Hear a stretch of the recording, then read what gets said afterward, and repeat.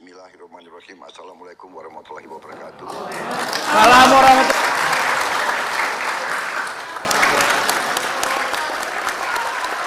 Izin Pak, terima kasih Pak. Saya lanjut mimpin Pak. Makasih Pak. Makasih.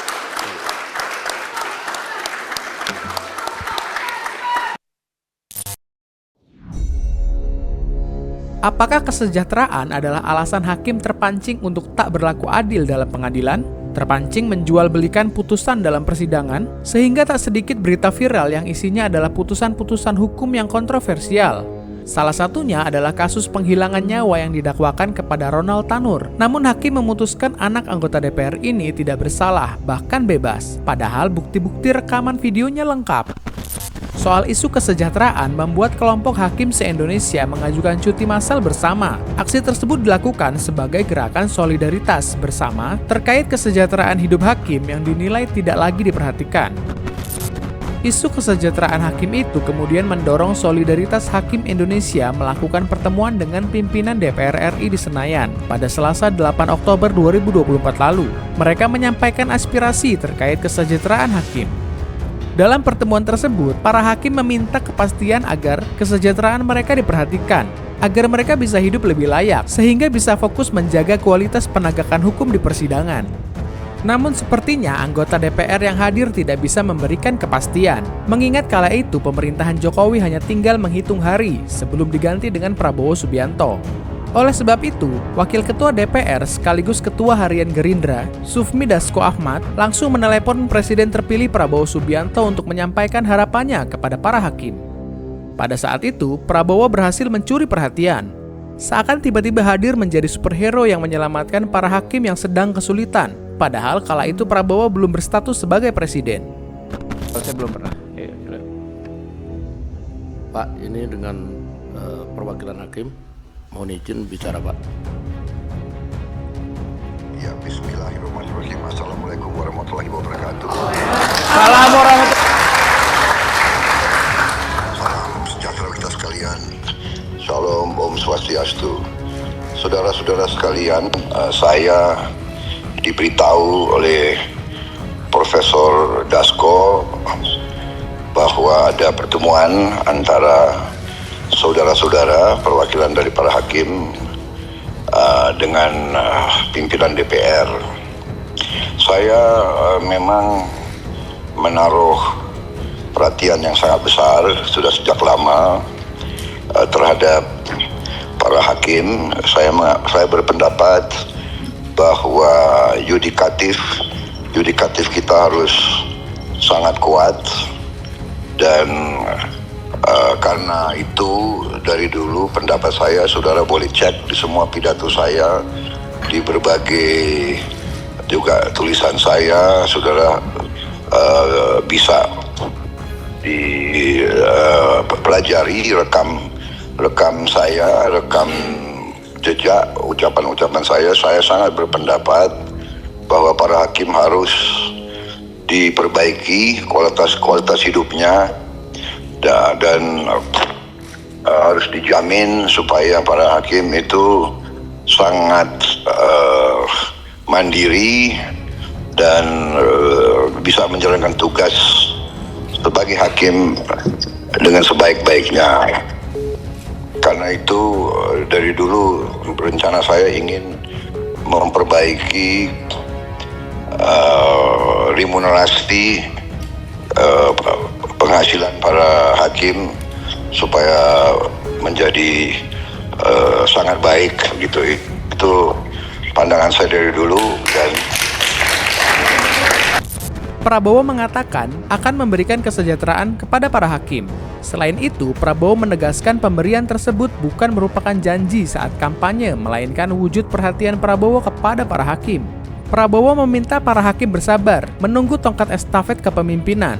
Prabowo melanjutkan akan sungguh-sungguh memperhatikan para hakim agar tidak bisa disogok dan tetap terhormat.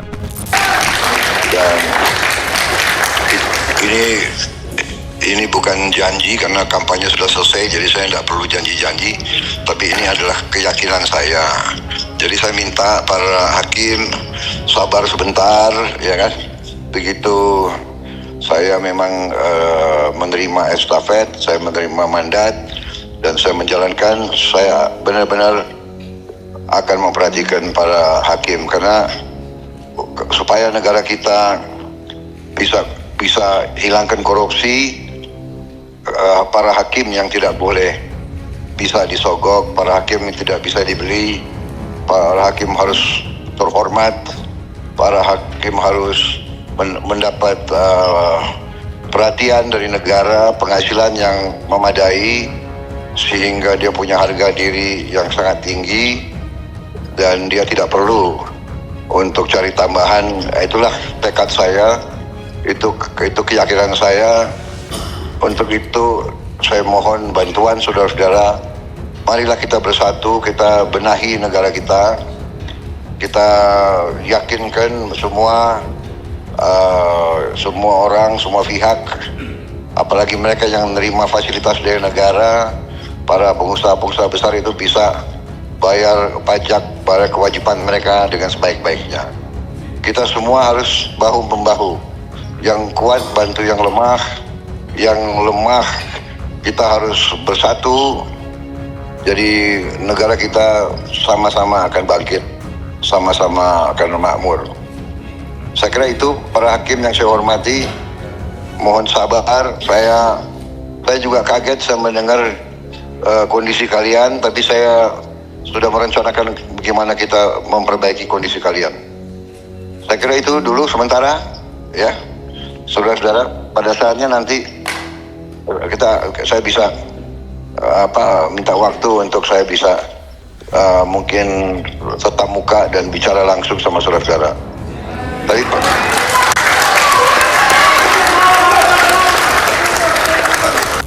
Seperti yang saya katakan sebelumnya, Prabowo berhasil mencuri perhatian. Hakim-hakim itu seolah tak mendapat perhatian selama 10 tahun Jokowi memimpin negeri. Kemudian hadirlah Prabowo untuk memberikan harapan. Tapi percayalah bahwa kunci dari negara yang maju, dari negara yang baik, dari negara yang bebas korupsi, kuncinya adalah hakim-hakim harus tidak boleh dibeli orang. Karena itu hakim-hakim harus kuat dan kondisinya harus yang baik, yang terbaik yang bisa kita bikin. Itu tekad saya.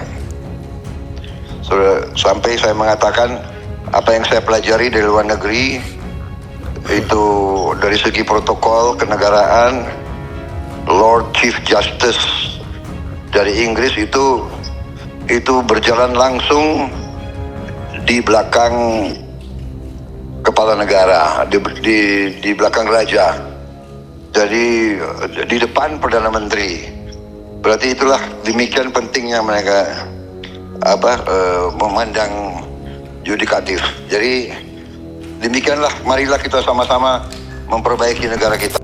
Tapi jika saya boleh berpendapat, jika nanti Prabowo menepati janjinya dengan menaikkan pendapatan para hakim, maka sebaiknya juga dibarengi dengan klausul yang bisa membuat hukuman menjadi lebih berat jika ada hakim yang terbukti menerima suap. Bagaimana menurutmu? Tulis pendapat cerdasmu di kolom komentar. Terima kasih.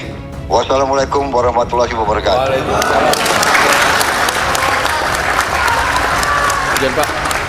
Terima kasih Pak. Saya lanjut mimpin Pak. Terima kasih Pak. Terima kasih.